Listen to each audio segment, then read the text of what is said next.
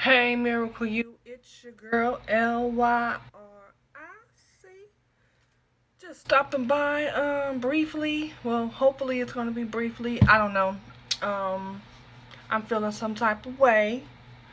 As you young folks say, younger folks say. I'm young. I'm just not as young as y'all, but I'm young though. Don't get it twisted. I am being goofy because I'm nervous about addressing this subject. I watched Surviving R. Kelly. Guys, look, I was so drawn into, like, absolutely snatched into this documentary. I don't know how it aired on TV, if it was in episodes like 1 through 6, but the way I watched it, it was 6 episodes, 45 minutes. And so, do you know that I sat there the entire time? I watched the whole thing. I could not, I just couldn't get away from it. I was so engrossed in this story. I was so involved, and I really believe that it has a lot to do with my own childhood and my own struggles and my own um, issues with being abused and mistreated and taken advantage of by men when I was younger. I just absolutely could not pull myself away. Like, I watched nothing the entire night except this series. And because I was just, and still am, just a huge Aaliyah fan, I have followed pretty much really closely with R. Kelly and his alleged misconduct with these young girls. And I did also see this videotape, and I remember being shocked and appalled that someone that I'd gone to see in concert as a young adult, very young adult, but legal, but young adult, gone to one of his concerts and really admired his work, even though his music, for my church background, it was a little, it was a bit much. It was over sexualized to me. However, I loved the music, and I know they say you guys got to stop being so inter involved with just the beat and the music and listen to the words, and that is so true. And to this day,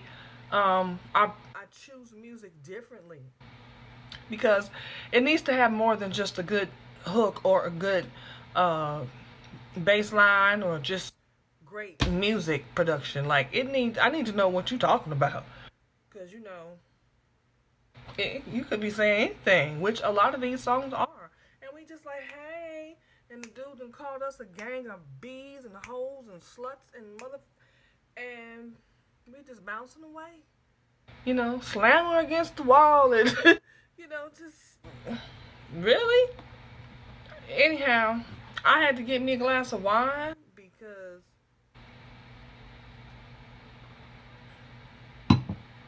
that documentary did something to me, y'all. It really did. Like, I don't know. I turned on a video that I have. Yeah, it's a video, but it's on YouTube. It's of scriptures, and it plays for like 4.5 hours. I put it on until I fell asleep, and I let it continue to play so I could rest, because my mind was, when I tell you, it was absolutely involved in this thing. And like I said, I believe it's because of my own history. Now, I don't know if R. Kelly has done these things. Allegedly, he has. But I'm telling you what I think. I believe them. All except one. Because, my girl over at Daytime Tea done broke it down. I happened to catch her earlier.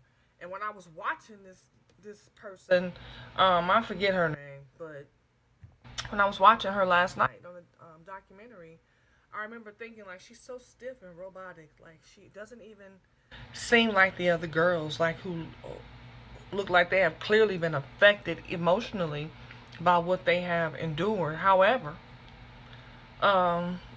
she was just too robotic.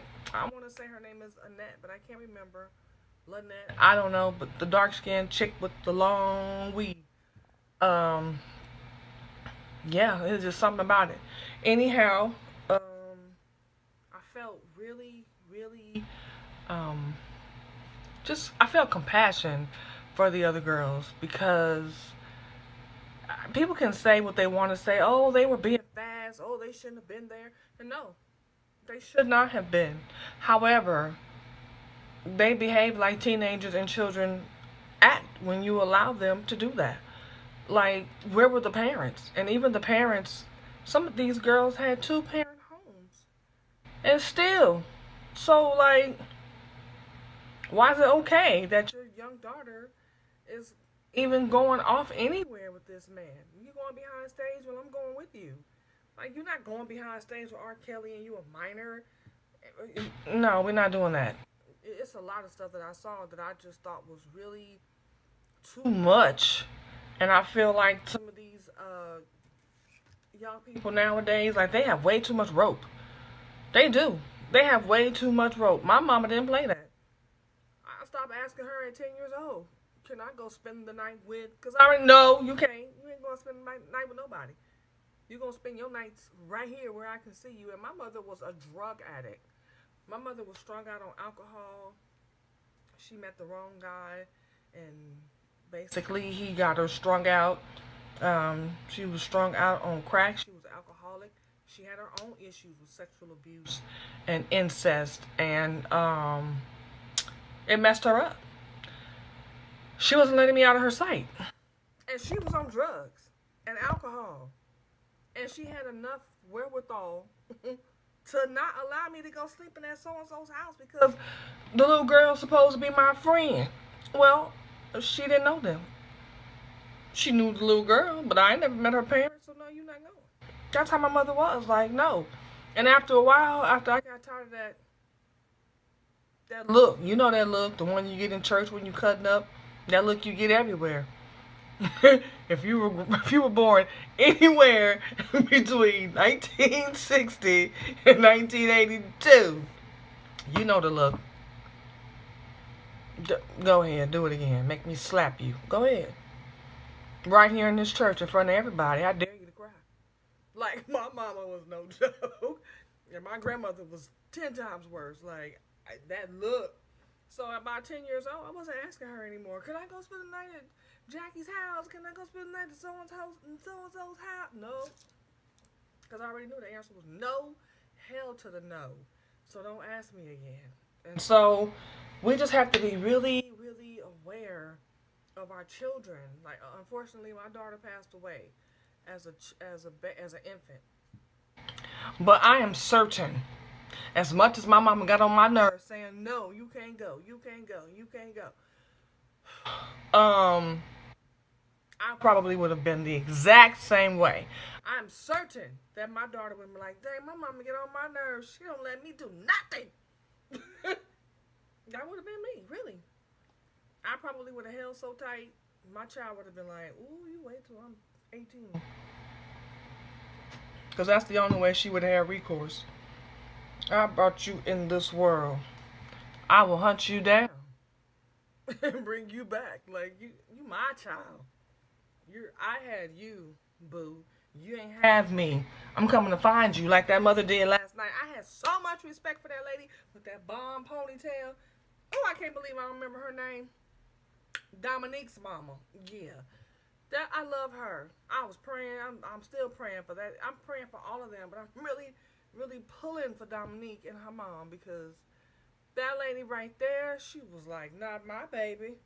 And even the mom and the dad that went after their daughter, they were pretty relentless too. I still felt like she had too much rope. Can you imagine?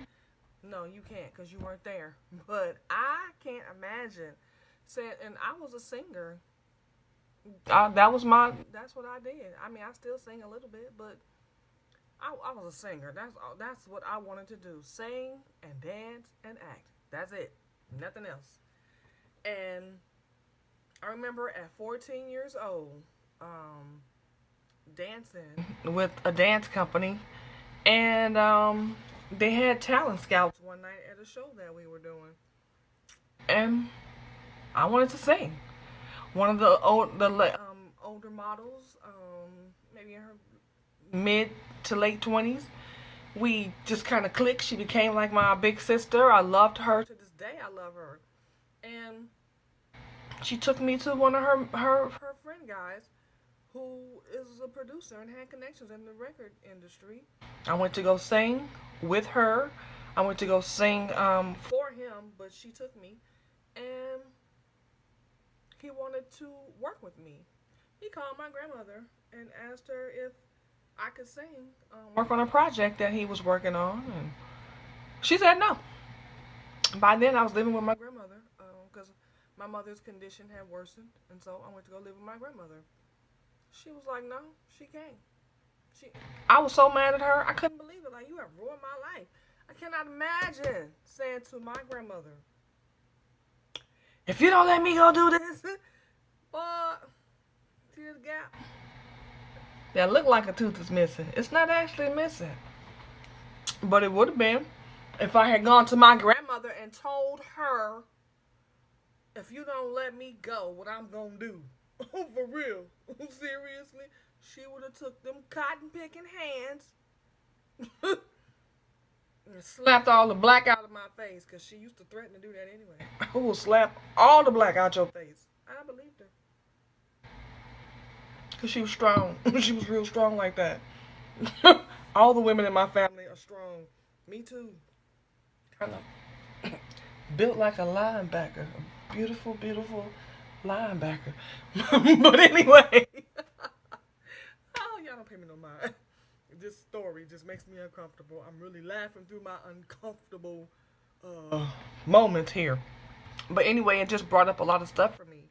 And it made me realize, like, we just really have to pay these children more attention.